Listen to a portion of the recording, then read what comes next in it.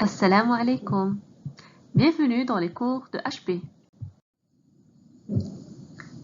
Toujours dans la stratégie SCP, nous sommes arrivés à la dernière étape de cette stratégie-là, qui est le positionnement, et qui sera le point de transition entre la stratégie et l'opérationnel, c'est-à-dire le marketing mix.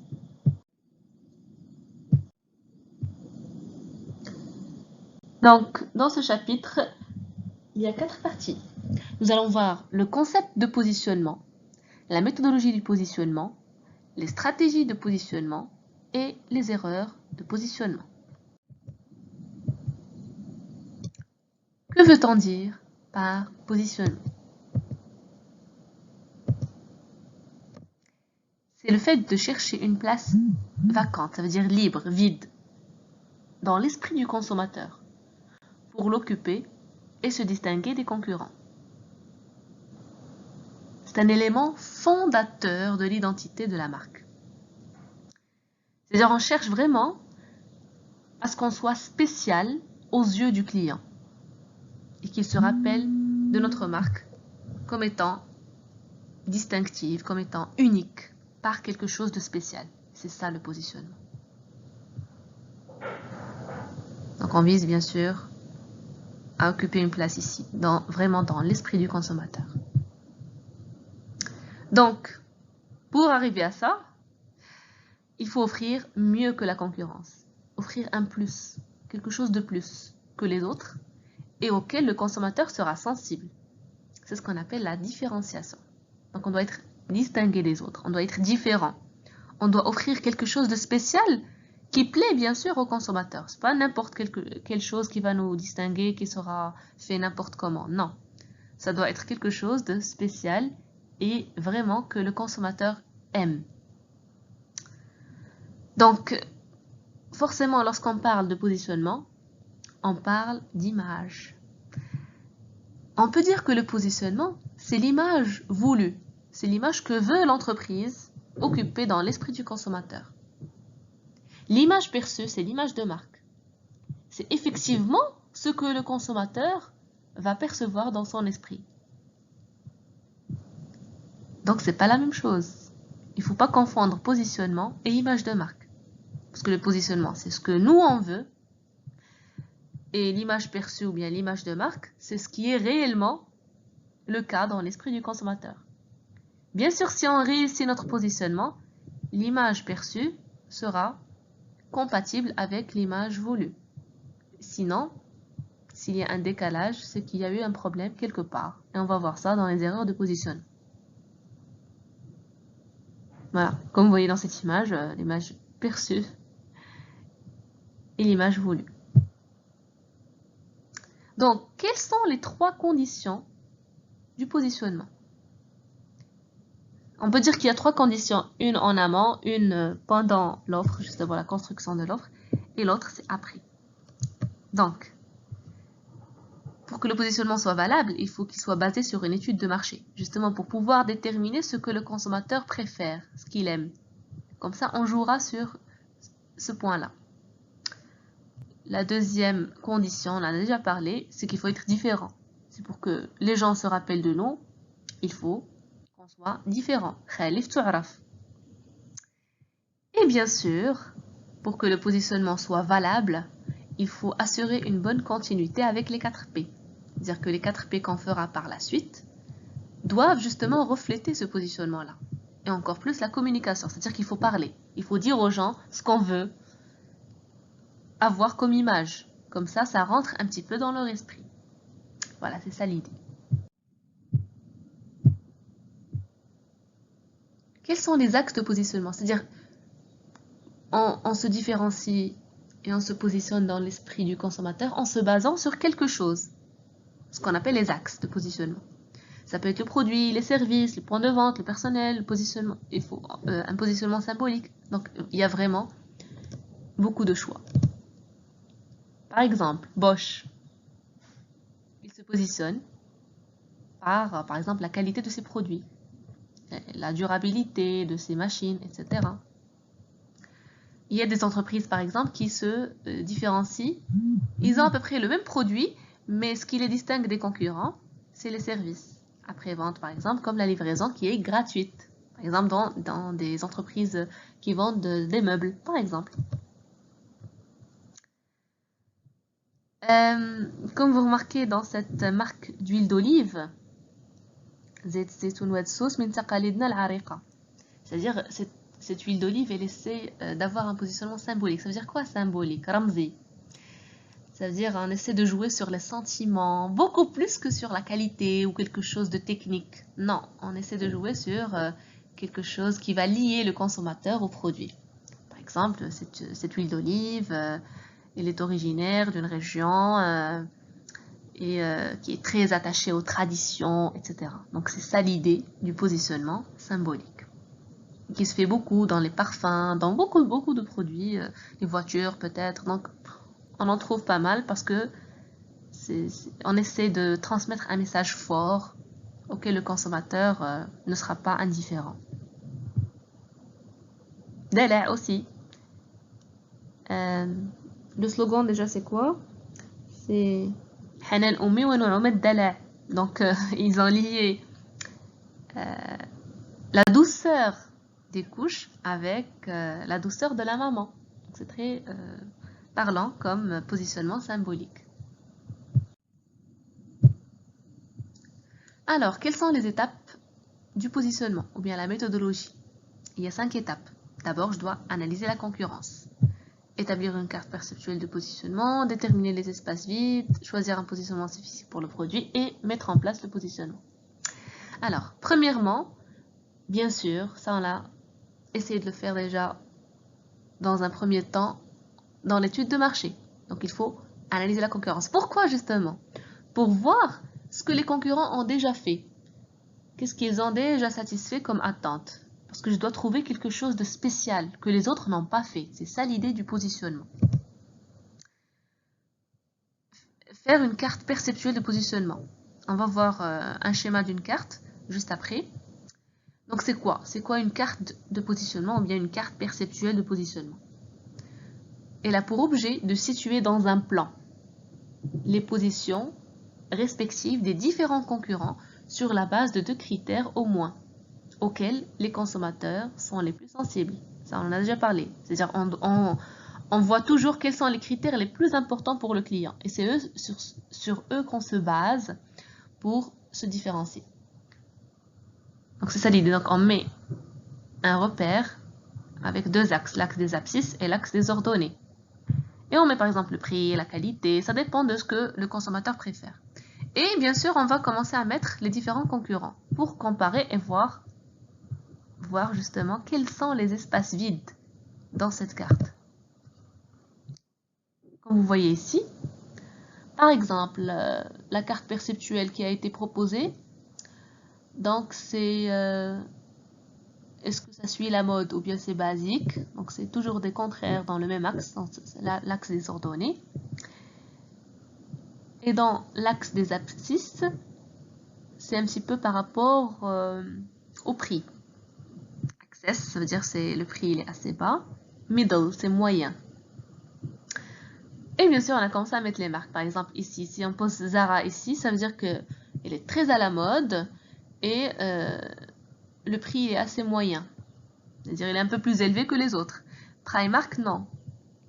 C'est pas cher du tout. C'est accessible. Et la mode, ça va. C'est-à-dire c'est au-dessus de la moyenne.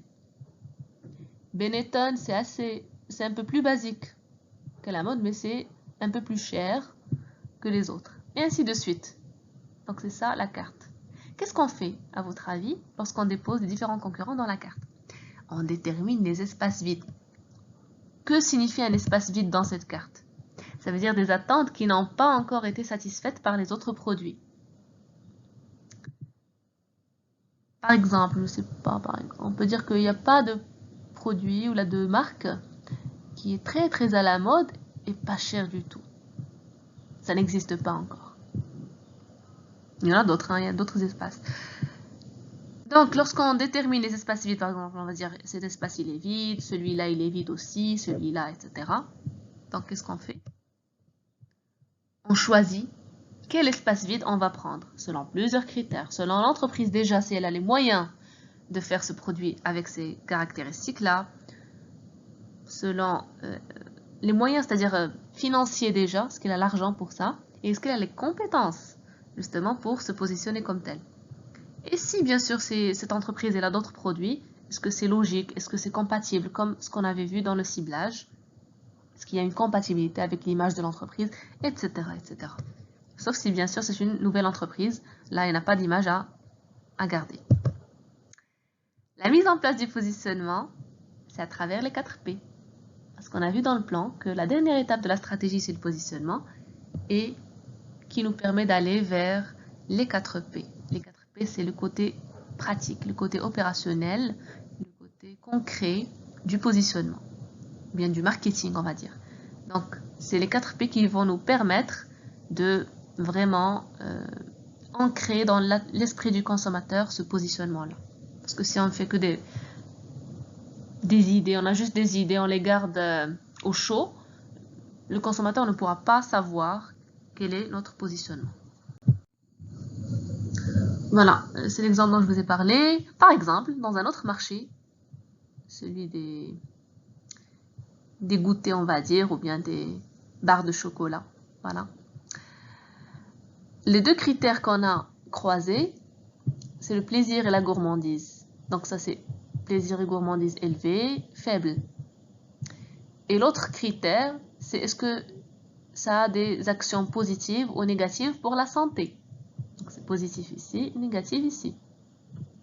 Donc comme vous remarquez, par exemple, cette barre de protéines, donc la gourmandise elle est faible, c'est pas très délicieux, mais c'est très très bien pour la santé. Mars et Snickers, ils sont très délicieux, ils sont gourmands, mais ils sont mauvais pour la santé. Donc par exemple, Ovomaltine, il a trouvé un très bon positionnement. Le fait d'être en même temps très bon pour la santé et gourmand. Ça, c'est une excellente alternative qui va entre les deux. C'est-à-dire, on peut garder notre santé sans pour autant manquer de gourmandise. Dans ces cartes perceptuelles, on peut avoir plusieurs critères, plus que 2. Dans ce cas, ce sont des analyses un peu plus développées, plus compliquées qu'un simple repère. Un exemple de positionnement qui a beaucoup de succès, ce sont les confitures Bonne Maman. Ça se vend ici un peu au Maroc, mais bien sûr, ça se vend beaucoup en France, parce que c'est une marque française. Alors, cette confiture, c'est le leader sur son marché. Grâce à quoi, justement? C'est grâce au fait qu'ils ont choisi un bon positionnement. Donc, c'est quoi leur positionnement? C'est la confiture traditionnelle, aussi bonne que celle qui a été faite à la maison. C'est ça, le positionnement de cette marque. Donc, c'est pour ça que ça s'appelle Bonne Maman, voilà. Donc, c'est-à-dire, c'est comme si c'est une maman qui l'a faite.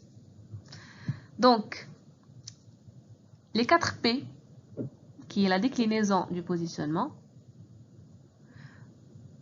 ça se voit dans la qualité des fruits.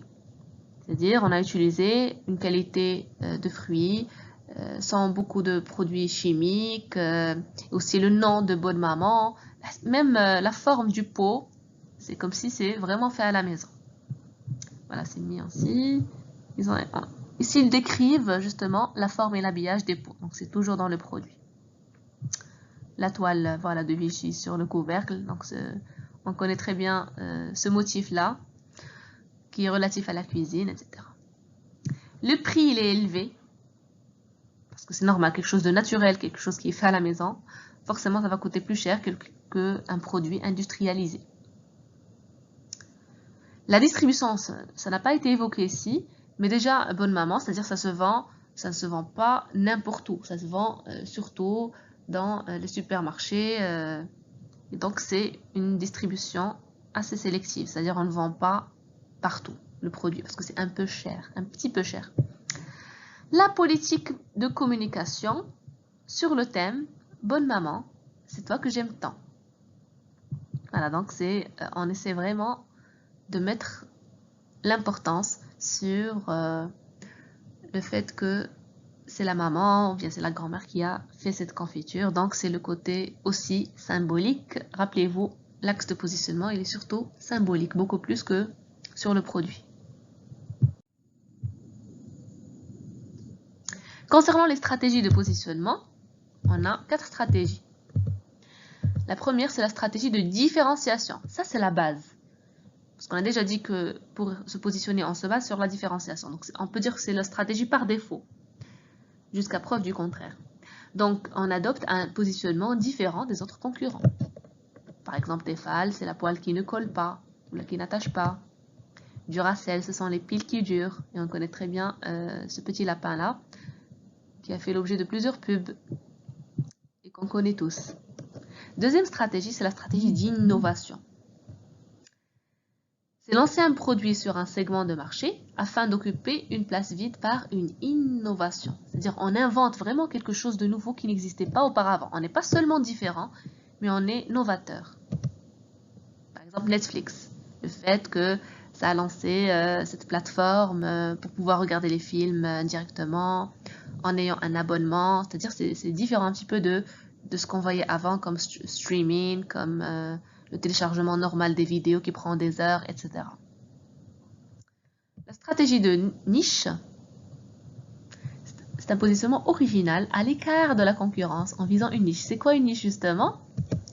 C'est un petit segment de marché qui n'est pas exploité par les concurrents. Donc la niche elle est connue par le fait qu'il n'y a pas du tout ou pas beaucoup de concurrence, très peu si ça existe vraiment. Et c'est un segment qui est assez petit. Il n'y a pas beaucoup de clients qui ont ce besoin-là. Par exemple, on en avait parlé dans une ancienne vidéo. C'est par exemple ici les pâtes qui sont destinées aux personnes qui ne mangent pas de gluten. Et en plus, c'est bio. Donc vraiment, il n'y a pas tout le monde qui va acheter ce produit-là. Seulement les personnes qui font des régimes ou bien qui sont allergiques au gluten, qui ne consomment que le bio, etc. Donc c'est ça la stratégie niche. Vous remarquez que les trois ici, ils se différencient des concurrents par quelque chose. Contrairement à la dernière stratégie, qui comme son nom l'indique, c'est une stratégie d'imitation, MeToo. Ce n'est pas l'imitation que vous connaissez sur, on dit imitation d'un produit original, non. Ici, on imite le positionnement. Comme je vous ai dit, c'est une exception à la règle de la différenciation. Ici, on cherche à occuper la même place qu'un produit concurrent. C'est-à-dire, dans la carte de positionnement, il y a une place pour un produit et on a la même place sur cette carte-là. Par exemple, vous remarquez ici, entre Fructis et Palmolive, vraiment, il y a beaucoup de ressemblances. En fait, c'était Fructis qui avait lancé le premier shampoing au début et Palmolive, il a fait presque la même chose. Mais bien sûr, le nom, il est différent. Donc, je vous ai dit, c'est pas comme l'imitation que vous connaissez à la base. Donc, ils ont vraiment copié le principe du shampoing, le fait qu'il a une texture onctueuse blanche, la même odeur, les mêmes couleurs, les mêmes fruits qui sont utilisés, etc., etc. Parce que justement, l'objectif de Palmolive, c'était de profiter du succès qu'a connu Fructis. C'est ça l'idée.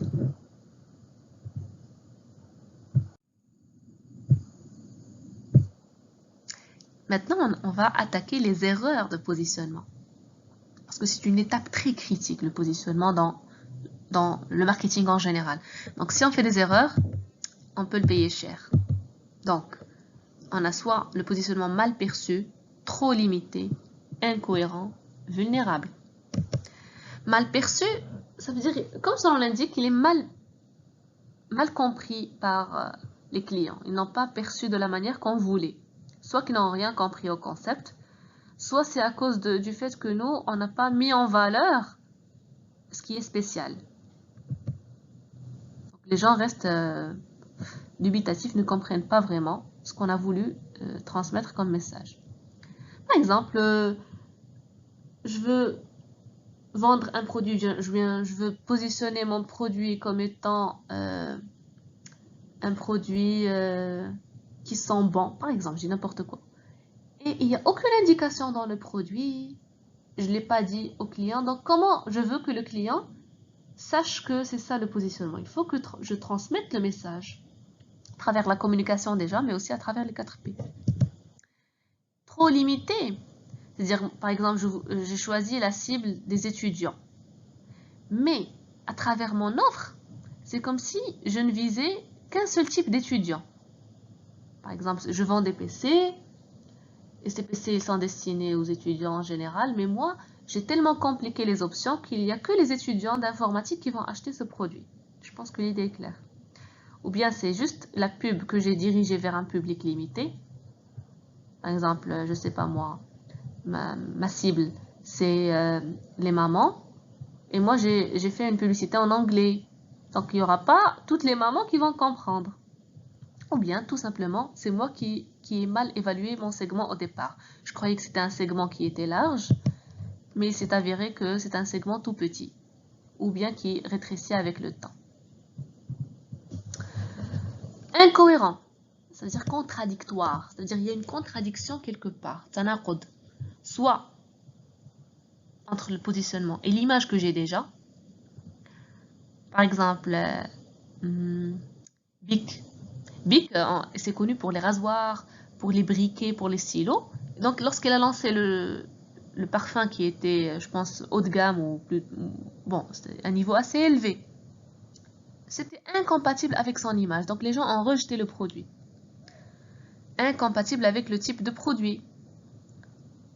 Par exemple, un produit, je vends de l'eau et je la vends dans des bouteilles en or. C'est-à-dire, c'est exagéré. Je veux donner une image ou bien je vais positionner mon produit comme étant de luxe, mais la nature du produit ne se prête pas à ce genre de positionnement. Avec la cible, par exemple, je vends des produits trop masculins pour des filles. Il y a une incohérence quelque part. Ou bien entre le produit et la promesse. Je leur dis par exemple que le détergent, le nettoyant des vêtements, il est efficace, mais lorsqu'il enlève les taches, etc., mais lorsqu'ils essaient, ils trouvent que ma promesse est fausse. Ou bien je fais des actions contradictoires. Les 4 P entre eux. Par exemple, je trouve un prix très élevé, mais le produit il est nul. Ou bien un produit très très luxueux qui est vendu dans un supermarché, par exemple. Donc, il y a une contradiction quelque part. Voilà, là c'est l'exemple de Bic dont je vous ai parlé. Vulnérable, ça veut dire fragile. Soit facile à imiter. Par exemple, je fais quelque chose de très facile. Je me distingue sur quelque chose que n'importe qui peut faire comme moi.